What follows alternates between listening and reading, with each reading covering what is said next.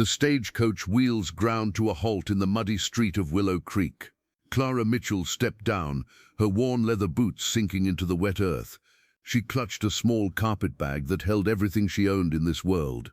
The grey clouds overhead matched the color of the buildings in this forgotten corner of Montana territory.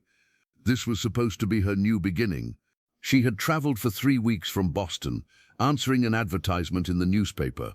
Mr. Thomas Blackwood had written beautiful letters about the life they would build together. He owned a general store and promised her a comfortable home. Clara had dreamed of wide-open spaces and honest work, far from the crowded factories where she had spent her youth. But the man waiting for her at the depot looked nothing like the person who had written those letters. Thomas Blackwood stood tall and rigid, his black coat expensive but cold. His eyes moved over her like she was livestock at market. The other townsfolk gathered around, curious about the Eastern woman who had come to marry their most prominent merchant. Blackwood circled her slowly, his mouth twisted into a frown.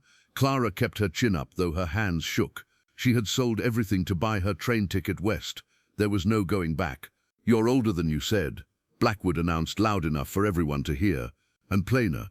The photograph you sent must have been from many years ago." "The photograph was taken last spring, Mr. Blackwood," Clara said quietly. "I am 28, as I wrote in my letters. 28 and never married. I should have known something was wrong with you." He turned to the crowd. "This woman tried to deceive me. She's probably been thrown out by every decent man in Boston." The townsfolk whispered among themselves. Some laughed. Clara felt her cheeks burn, but she would not cry in front of these strangers. "I told you the truth about everything," she said. "You're the one who lied. You said you wanted a partner to build a life with, but you just wanted something pretty to show off." Blackwood's face turned red. "How dare you speak to me that way? You're nothing but a desperate spinster trying to trick an honest man into marriage." Thunder rolled across the sky. The air felt heavy and dangerous. Clara noticed the river that ran beside the town. It was already high from spring snowmelt, and now more rain was coming. "There's a storm coming in from the mountains," someone in the crowd said. "A big one. We should prepare." Blackwood waved his hand dismissively at Clara. "Find somewhere else to stay. You're not welcome in my home or my town." He walked away without looking back. The crowd scattered as the first fat raindrops began to fall. Clara stood alone in the street, her carpet bag getting heavier as it soaked up water. She had 40 cents in her pocket. Not enough for a room, barely enough for food. She found shelter in an old storage building near the river. The owner had abandoned it years ago, and the roof leaked, but it was better than the street. Clara spread her wet coat on the floor and sat down. Outside, the rain turned into a downpour. The river's roar grew louder with each passing hour. By midnight, the storm had become something terrible. Clara had never seen rain fall so hard. Water began seeping under the door. She stood up, alarmed. Through the single window, she could see lanterns moving frantically in the town. People were shouting and running. She tried to open the door, but it wouldn't budge. Someone had barred it from the outside. Clara pushed harder, panic rising in her throat.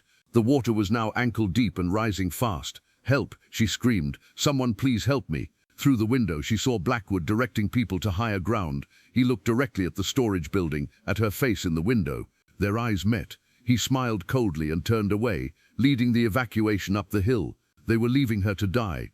The water rose to her knees. Clara grabbed a broken board and tried to break the window, but the glass was too thick. The building groaned under the force of the flood. Soon the water would be over her head. 5 miles outside town, Finn Hartley rode through the storm. The ranger had been tracking horse thieves for 2 weeks, and the trail had gone cold. Now he just wanted to find shelter until the weather passed. His horse, Duke, picked his way carefully along the muddy road. Finn had seen plenty of storms in his 10 years as a ranger. This one was bad, the kind that washed whole towns off the map. As he crested a hill, he saw Willow Creek below. The river had jumped its banks and was tearing through the lower part of town. People were fleeing to higher ground, their lanterns like fireflies in the darkness. But something caught his eye. In one building near the river, a single light remained. It wasn't moving toward safety like the others. It was trapped. Finn had learned to trust his instincts. They had saved his life more times than he could count, from Confederate cavalry charges to Apache raids. Right now, his instincts told him someone needed help. He spurred Duke toward the flooding town. The water was already 3 feet deep in the streets and rising fast. Debris floated past. Chairs, wagon wheels, someone's Sunday dress. Duke snorted nervously but obeyed Finn's commands. The building with the light was almost completely surrounded by water now.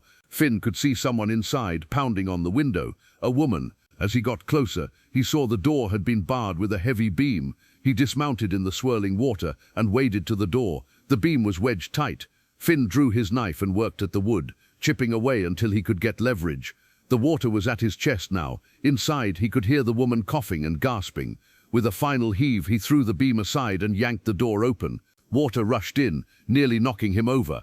The woman tumbled out, choking and sputtering. Finn caught her before the current could sweep her away.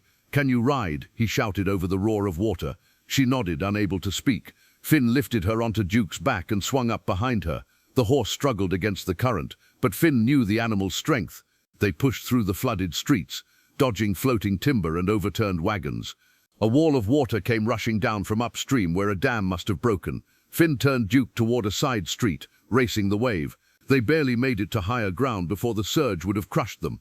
They didn't stop riding until they were miles from town, high in the foothills where the flood couldn't reach. Finn found a cave he had used before while tracking outlaws. It was dry and protected from the wind. He helped the woman down from Duke. She was shaking violently, her lips blue from cold. Finn gathered dry wood from the back of the cave and built a fire.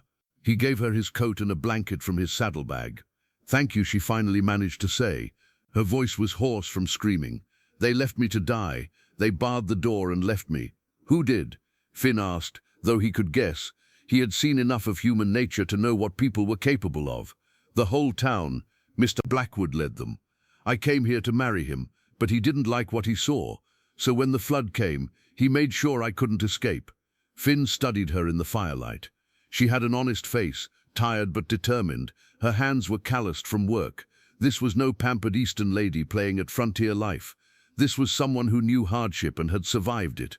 "My name's Clara Mitchell," she said. "Finn Hartley, Texas Rangers." Clara looked at him more carefully now. She noticed the scars on his hands and the watchful way he sat, even while resting. This man had seen violence and lived through it. They stayed in the cave for 2 days while the storm passed. Finn shared his provisions, dried beef, hard biscuits and coffee.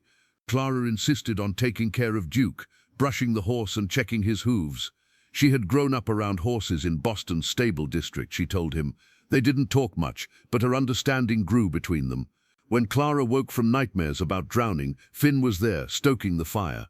When Finn's old shoulder wound ached in the damp weather, Clara made a poultice from plants she found near the cave entrance.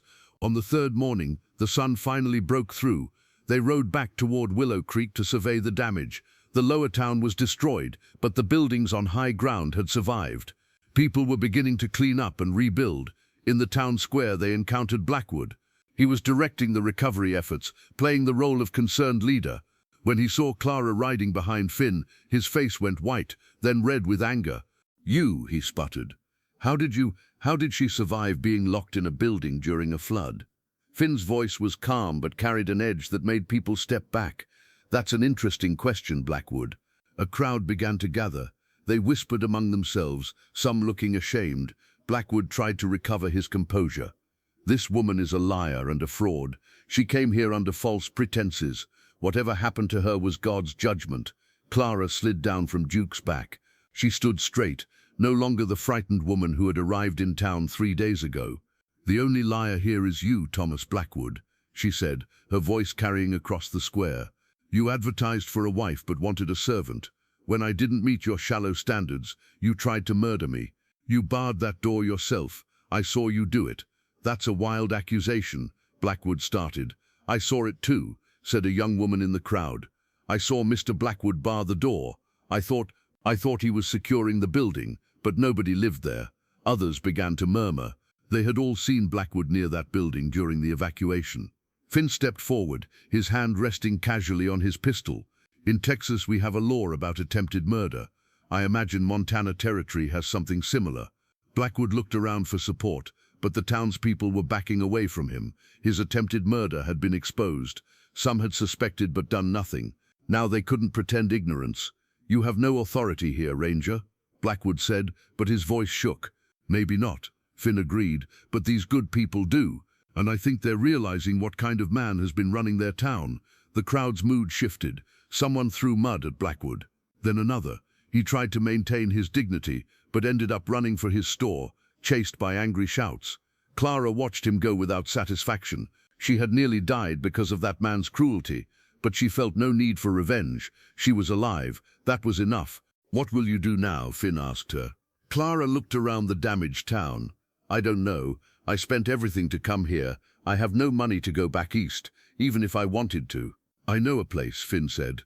"South of here in Wyoming, there's a ranch that needs managing. The owner died last winter, and his widow needs help running it. She's a good woman, fair. She'd treat you right." "Why would you help me?" Clara asked. "You already saved my life. You don't owe me anything." Finn was quiet for a moment. "I've seen enough cruelty in this world. When I find someone trying to live decent and honest, I figure they deserve a chance." Clara considered this. She looked at the man who had pulled her from the flood. He wasn't handsome in the conventional way. His face was weathered and marked by hardship, but his eyes were steady and kind. "This ranch," she said, "is it on your patrol route?" A small smile crossed Finn's face. "It could be. Then I'd like to see it." They rode out of Willow Creek that afternoon. Clara didn't look back at the town that had nearly been her grave. She kept her eyes forward, toward the mountains and whatever came next. 6 months later, she was managing the Wyoming ranch with skill and determination. The widow, Mrs. Patterson, treated her like a daughter. Finn stopped by every few weeks on his patrols. Each time he stayed a little longer. One evening, as they sat on the porch watching the sunset, Finn finally spoke what had been growing between them. "Clara, I'm not much for pretty words, but I think you know how I feel. I'd like to court you proper, if you're willing." Clara smiled. "I didn't come west looking for romance, Finn, but I found something better. I found a man who judges people by their actions, not their appearance. Yes, I'm willing." They were married the following spring, not in a grand ceremony, but in Miss Patterson's parlor with a few good friends as witnesses. Clara wore a simple dress she had made herself. Finn wore his ranger uniform, cleaned and pressed. Years later, when people asked how they met, Clara would say, "He pulled me from a flood." She never mentioned being left to die or the cruelty that had put her in danger. That part of the story didn't matter anymore. What mattered was that in the worst moment of her life, when everyone else had abandoned her, one man had ridden through a storm to save a stranger. That single act of decency had changed everything. Character shows itself in the hardest times. Some people reveal cowardice and cruelty when tested. Others show courage and compassion. The flood that nearly killed Clara had washed away her old life, but it had also brought her to exactly where she needed to be. If you enjoyed this story of courage and redemption in the Old West, please hit that like button and subscribe to hear more tales of the frontier. Drop a comment below telling us what you thought of Clara and Finn's story. Did Blackwood get what he deserved? Would you have had the courage to ride into that flood? We love hearing from you, and your support helps us keep bringing these stories to life. Until next time, remember that true character isn't about perfection. It's about doing what's right when it matters most.